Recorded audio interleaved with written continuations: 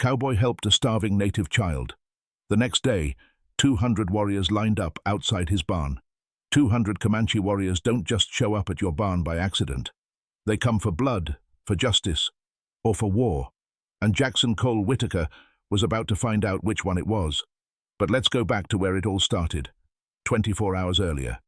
The Texas sun was beating down mercilessly on Jackson's ranch, somewhere between Amarillo and nowhere, when he first spotted the small figure stumbling across his property.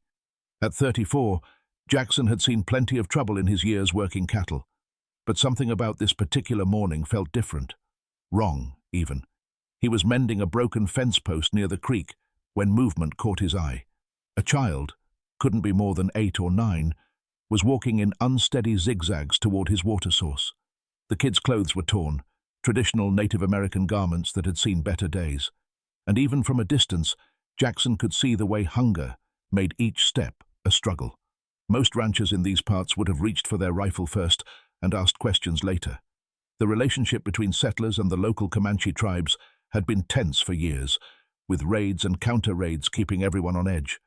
But Jackson had always been different, maybe too different for his own good. He set down his tools and walked slowly toward the child, hands visible and movements deliberate.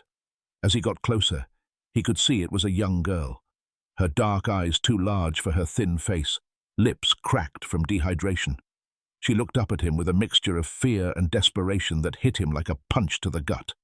The girl spoke in rapid Comanche, words he couldn't understand. But her meaning was clear enough. She was starving, maybe hadn't eaten in days. Her small hands gestured toward her mouth, then toward the creek, a universal language of need that transcended any cultural barriers. Jackson thought about his neighbors, about what they'd say if they saw him helping a Comanche child. He thought about the warnings he'd heard in town about recent tensions with the tribes. He thought about the smart thing to do, the safe thing to do. Then he looked into those desperate eyes again and made the decision that would change everything. Without a word, Jackson scooped the girl up in his arms. She weighed almost nothing. He carried her toward his cabin. She didn't resist, too weak to fight, even if she'd wanted to. As he walked, he could feel her tiny body trembling. Whether from fear or hunger or both, he couldn't tell. Inside his modest cabin, Jackson sat her down gently on his only chair and moved quickly to prepare food. He had some leftover stew from the night before, still warm on the stove, and fresh bread he'd baked that morning. The smell of the food seemed to revive the girl slightly, and for the first time, he saw something that might have been hope flicker in her eyes. As he ladled the stew into a bowl, Jackson caught sight of something that made his blood run cold. Around the girl's neck, partially hidden by her torn clothing, was a distinctive necklace, intricate beadwork and patterns he'd seen before. His neighbor, old Raymond Tucker, had described those exact patterns to him just last week. They were the ceremonial beads worn by the family of Chief Elijah Stormhorse, the most powerful Comanche leader in the region. Jackson's hand froze halfway to handing her the bowl. If this girl was who he thought she was, he wasn't just helping a hungry child. He was harboring the daughter of the man who could bring 200 warriors down on his head without breaking a sweat. But it was too late to change course now. The girl was already reaching for the food with shaking hands, and Jackson couldn't bring himself to turn her away. He handed her the bowl and watched as she ate with the desperate hunger of someone who hadn't seen food in days. What Jackson didn't know was that, 20 miles away, a Comanche search party had just found the girl's trail leading directly to his ranch, and Chief Elijah Stormhorse himself was riding at the head of that party. His face was a mask of fury and grief that promised nothing but trouble for whoever had taken his daughter. The girl finished eating and looked up at Jackson with something that might have been gratitude. But as the afternoon shadows began to lengthen across his property, Jackson couldn't shake the feeling that he had just made either the best decision of his life or the last one he'd ever make. The girl fell asleep in Jackson's chair within an hour, exhaustion finally overtaking her small body. Jackson covered her with his only blanket and tried to convince himself he'd done the right thing. But as evening approached, that conviction started to crumble. The sound of hoofbeats on the dirt road made his stomach drop.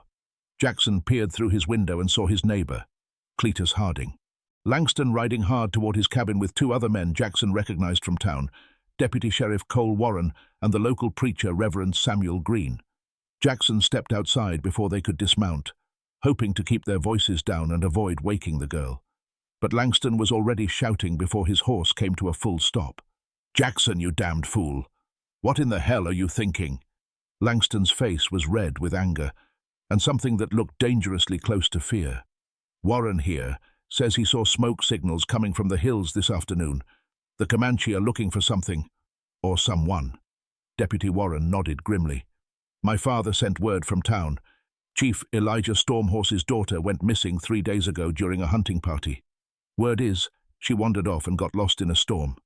He paused, studying Jackson's face carefully. "You wouldn't happen to know anything about a missing Comanche girl, would you?" Jackson felt his throat go dry. The smart thing would be to lie, to send them away and figure this out on his own. But these men had been his neighbors for years, and despite their flaws, they were here out of genuine concern. "She's inside," Jackson said quietly, half-starved and exhausted. "I couldn't just leave her to die." The silence that followed was deafening. Reverend Green was the first to speak, his voice barely above a whisper.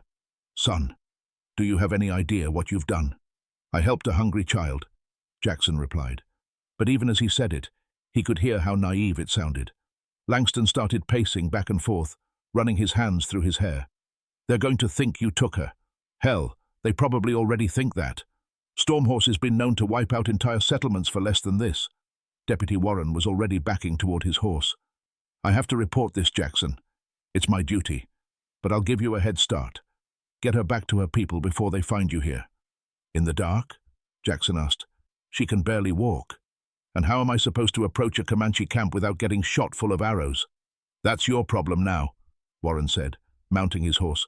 "I'm riding to town to warn everyone else. If Stormhorse decides to make an example of you, he might not stop at just your ranch."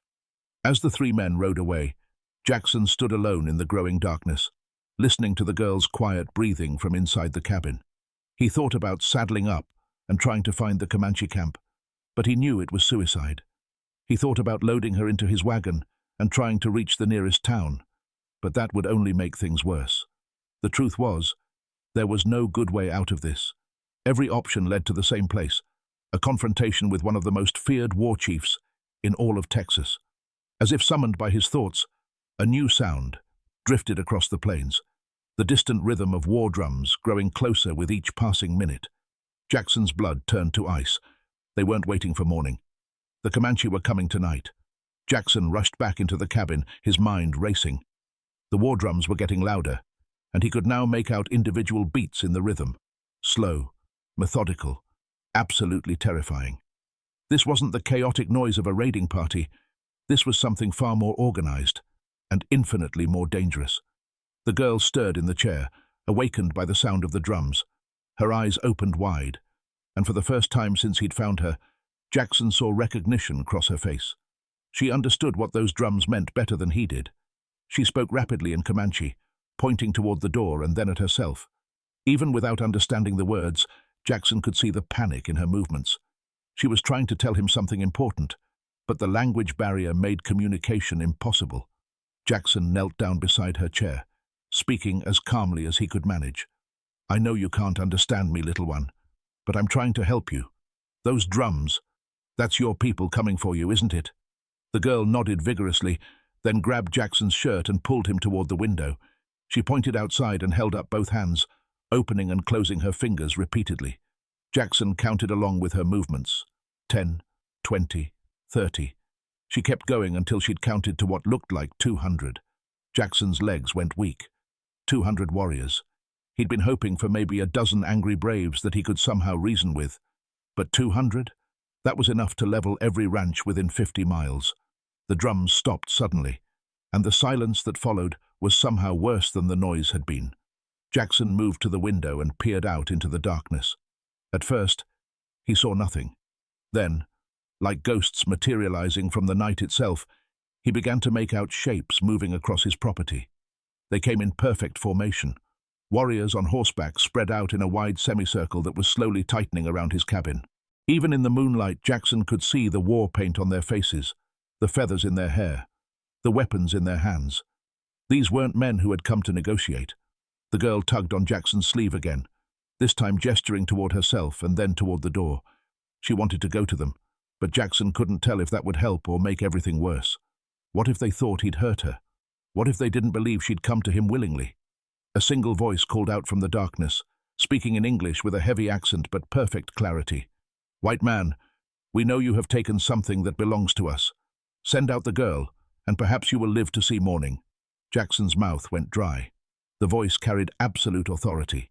This had to be Chief Elijah Blackhawk himself. Jackson had heard stories about the man, how he'd united several tribes under his leadership, how he'd never lost a battle against the cavalry. And now, Jackson was about to face him, across the barrel of a conversation that could end with everyone dead. Jackson stepped toward the door, but the girl grabbed his arm with surprising strength for someone so small. She shook her head frantically and pointed to herself, then made a gesture across her throat. She was trying to warn him about something. But what? Then it hit him like a lightning bolt. The girl wasn't just the chief's daughter. She was the chief's only daughter. In Comanche culture, that made her invaluable, not just as family, but as the future of the bloodline. If anything had happened to her while in Jackson's care, even if it wasn't his fault, Blackhawk would have no choice but to make an example of him that other settlers would never forget. Jackson realized with growing horror that saving the girl's life might have been the easy part. Now he had to prove to 200 armed warriors that he'd saved her, not stolen her.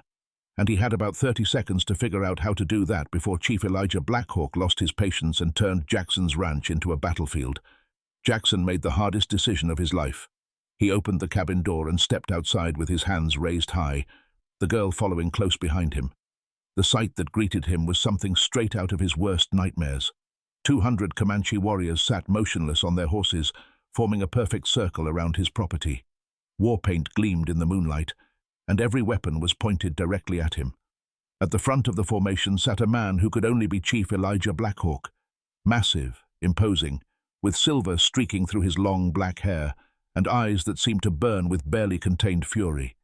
The girl ran toward her father, calling out in Comanche. But instead of the joyful reunion Jackson expected, Blackhawk's expression grew even darker. The chief dismounted and knelt beside his daughter, examining her carefully while she spoke rapidly, gesturing back toward Jackson and the cabin. Jackson couldn't understand the words, but he could read the chief's body language. Every muscle in Blackhawk's frame was coiled like a spring, ready to explode into violence. Whatever the girl was telling him, it wasn't making things better. Finally, Blackhawk stood and walked toward Jackson with slow, deliberate steps. The other warriors remained mounted but shifted their weapons, the subtle movement creating a sound like rattlesnakes preparing to strike. "My daughter tells me you fed her," Blackhawk said, his English precise and cold. "She tells me you gave her shelter." He stopped just outside arm's reach, close enough that Jackson could see the intricate scars on the chief's chest, marks of countless battles won and enemies defeated. "Yes," Jackson replied, his voice steadier than he felt. "She was starving. I couldn't let a child die." Blackhawk studied him for a long moment. "She also tells me you saw the sacred beads of our family around her neck. You knew who she was, yet you did not immediately return her to us." Jackson's heart sank. This was it, the moment everything went wrong. I was going to bring her back in the morning," Jackson stammered. "She was too weak to travel at night." "Perhaps," Blackhawk said, "or perhaps you thought to keep her as a prize, to trade her back to us for cattle, or horses, or safe passage through our lands." The accusation hung in the air like smoke from a funeral pyre. Jackson could feel the weight of 200 pairs of eyes on him, warriors waiting for their chief's signal to turn this conversation into a massacre. "That's not true," Jackson said. "I never wanted anything from you. I just couldn't watch a child suffer. Yourself on the mercy of a war chief who'd never shown mercy to any white man, or stand your ground and defend your actions, even if it meant certain death. Tell me in the comments. I need to know which side you'd choose, because what Jackson decided next would determine whether the sun would rise on peace or on a war that would consume the entire territory." Blackhawk raised his hand, and every warrior drew back their bowstrings in perfect unison. The sound of 200 arrows being knocked at once was like death itself taking a breath. "You will prove your words," the chief said quietly, "or you will die where you stand." Jackson's mind raced as he stared at 200 arrow points glinting in the moonlight. How do you prove goodness to a man who's seen nothing but evil from your kind? Then, inspiration struck like lightning. "Your daughter was wearing this when I found her," Jackson said slowly, reaching into his pocket. Every warrior tensed, but he pulled out a small piece of torn fabric, part of the girl's original clothing that had caught on his fence post. "I kept it because I thought you might want proof that I didn't harm her." Black Hawk examined the fabric, recognition flickering in his eyes. It was indeed from his daughter's ceremonial dress, the one she'd been wearing when she disappeared. "She came to my water source," Jackson continued, his voice growing stronger.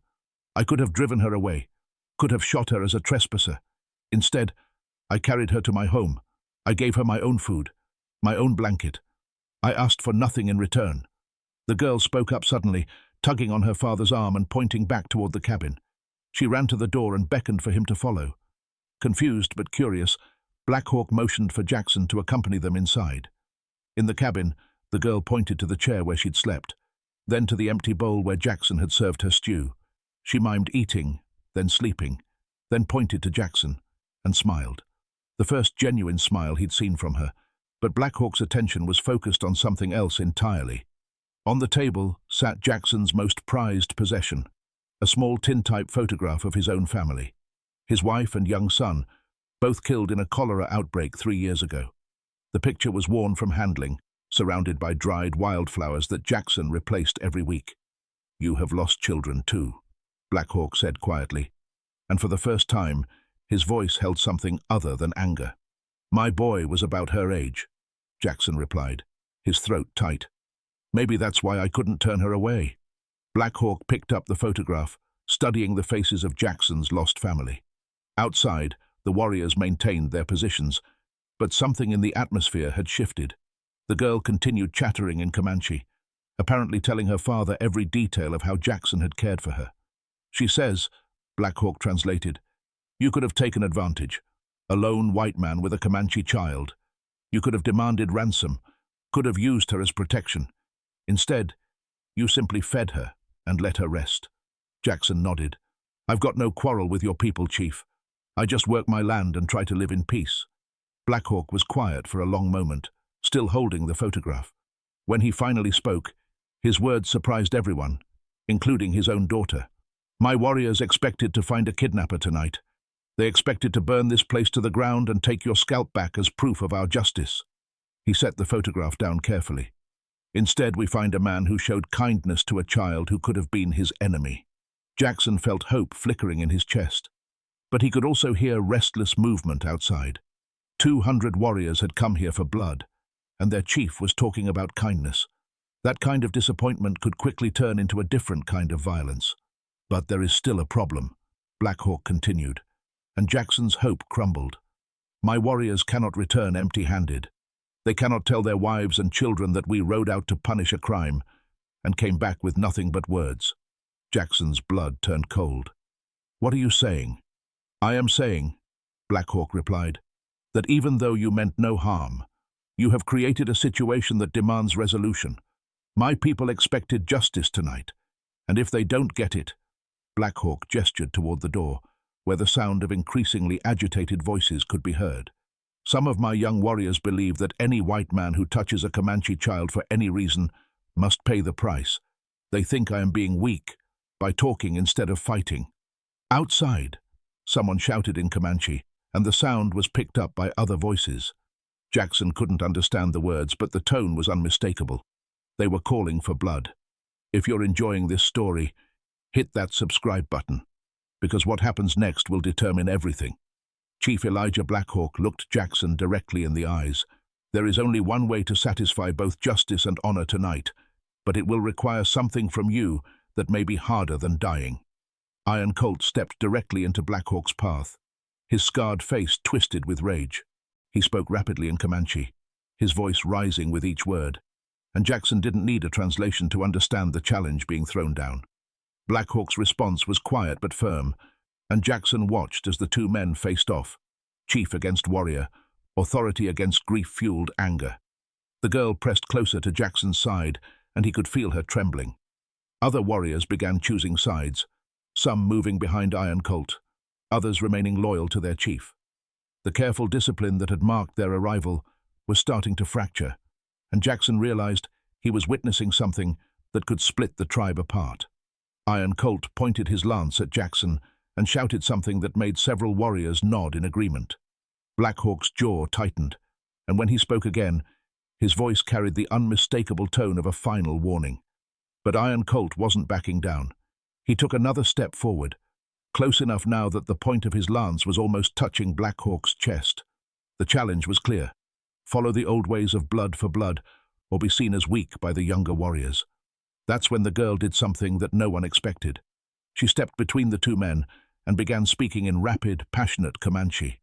Her young voice cut through the tension like a knife, and Jackson watched as Iron Colt's expression shifted, from rage to confusion to something that might have been shame. Black Hawk translated quietly. She is telling them exactly what happened. How she got lost in the storm. How she wandered for days without food or water. How she expected to die alone on the prairie. Until you found her. The girl continued speaking, her voice growing stronger with each word. She pointed to Jackson, then to herself, then mimed eating and sleeping. She was telling the story of her rescue, and even the warriors who had been supporting Iron Colt were listening. Now, she is telling them about your family photograph, Black Hawk continued, about how she could see the sadness in your eyes when you looked at it. She is saying that you helped her because you understood loss, not because you wanted to hurt our people. Iron Colt lowered his lance slightly, but his face still showed doubt. He spoke again, this time directly to the girl, and Jackson caught one word he recognized, Wasichu, the Comanche term for white man, and not a friendly one. The girl's response was immediate and fierce. She stepped closer to Iron Colt and spoke with such intensity that several warriors actually stepped back. Whatever she was saying, it was having an impact. She is asking him if he has children, Black Hawk translated, surprise evident in his voice. She is asking him what he would want a stranger to do if his child was dying of hunger in the wilderness. Iron Colt's lance dropped to his side. The girl wasn't finished. She continued speaking, her words now directed at all the warriors around them. Jackson could see the effect rippling through the crowd as hard faces began to soften. She is telling them that judging you for your kindness would make us no better than the soldiers who kill without asking questions first, Black Hawk said. She is saying that if we punish mercy, we become the monsters that the white man believes us to be. The silence that followed was deafening. 200 warriors sat motionless, processing the words of an 8-year-old girl who had just challenged their deepest beliefs about justice and revenge. Finally, Iron Colt spoke, his voice barely above a whisper. Black Hawk's translation came slowly. He says that perhaps the spirit sent his brother a teacher instead of an enemy. He says that maybe wisdom sometimes comes from the smallest voices. Jackson felt something shift in the air around them.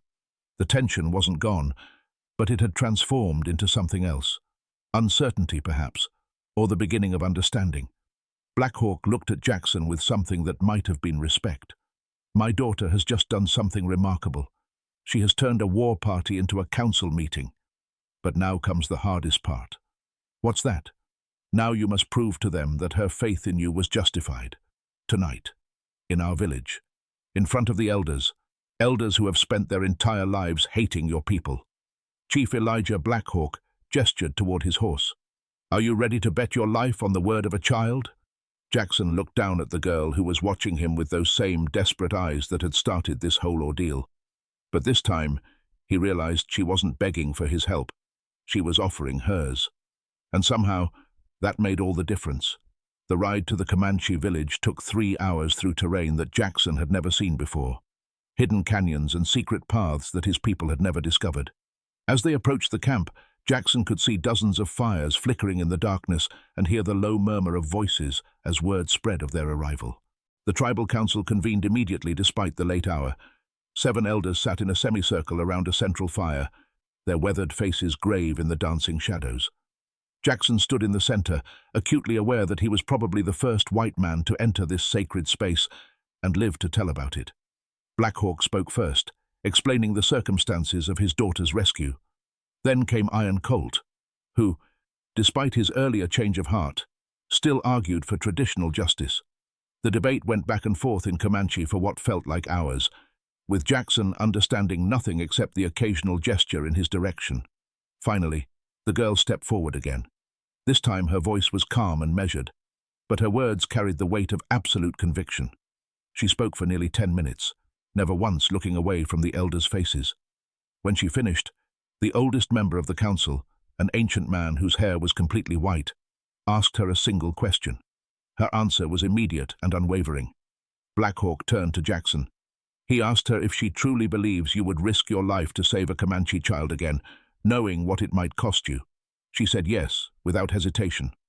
The elders conferred among themselves in whispers. Jackson's heart pounded as he waited for their decision, knowing that these next few moments would determine whether he lived or died. The white-haired elder stood slowly, his joints creaking with age. When he spoke, his voice carried the authority of decades of wisdom.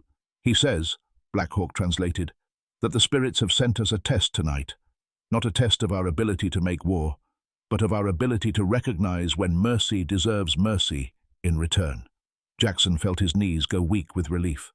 But the elder wasn't finished. You will be granted safe passage back to your land. But more than that, you will be granted the protection of our tribe. Any Comanche who harms you or your property will answer to this council. Jackson could barely speak. I don't know what to say. There is one condition, the elder continued through Black Hawk's translation. You must promise that if any of our people come to you in need, hungry, wounded, or lost, you will show them the same kindness you showed this child.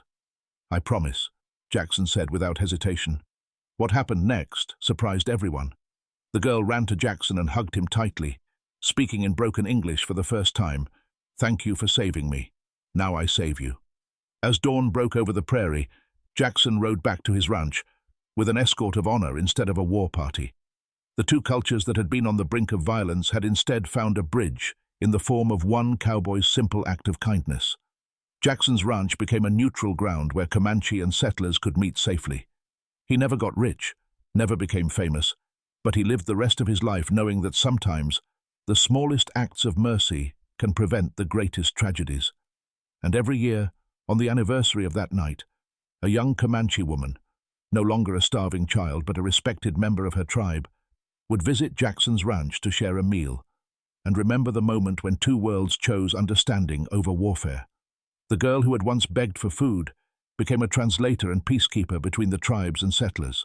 Jackson lived to be 73, dying peacefully in his sleep, surrounded by friends from both cultures, friends who had learned that courage isn't always about fighting.